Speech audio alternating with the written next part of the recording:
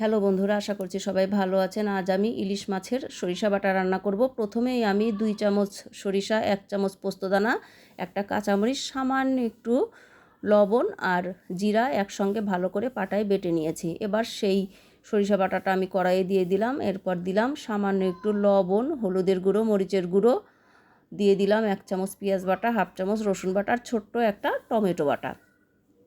এবার আমি দিয়ে দিব সামান্য একটু জল। এরপর আমরা 2-3টা কাঁচামরিচ দিয়ে দিব আর দিয়ে দিব একটু সরিষার তেল। এবার পুরো মশলাটা আমরা ভালো করে হাতে মাখিয়ে নিব। আমরা বেশ কিছুক্ষণ সময় নিয়ে মাখাবো। যত বেশি মাখাবো মাছটা তত বেশি টেস্ট হবে। তো বন্ধুরা, আমার মশলা মাখানো রেডি। এবার আমরা দিয়ে দিব মাছগুলো।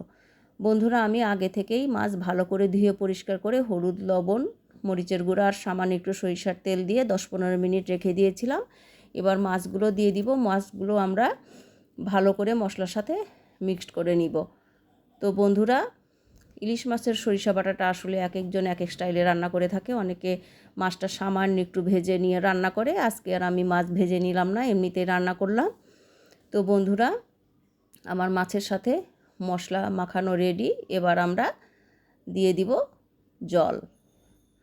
তো বন্ধুরা, আপনারা যদি কখনো এই স্টাইলে রান্না করে না খেয়ে থাকেন, অবশ্যই একদিন রান্না করে খেয়ে দেখবেন। আশা করছি পরিবারের সবাই পছন্দ করবে। এবার আমরা দিয়ে দিব আর একটু সরিষার তেল। এবার আমরা কিছুক্ষণ সময়ের জন্য ঢাকা দিয়ে দিব। তো বন্ধুরা, আমার ঝোল ফুটে উঠেছে। বন্ধুরা, একদম সহজ রেসিপি, খুব সহজে এবং কম সময়ে রান্নাটি হয়ে যায়। খুবই সিম্পল রান্না, কিন্তু খেতে অসাধারণ।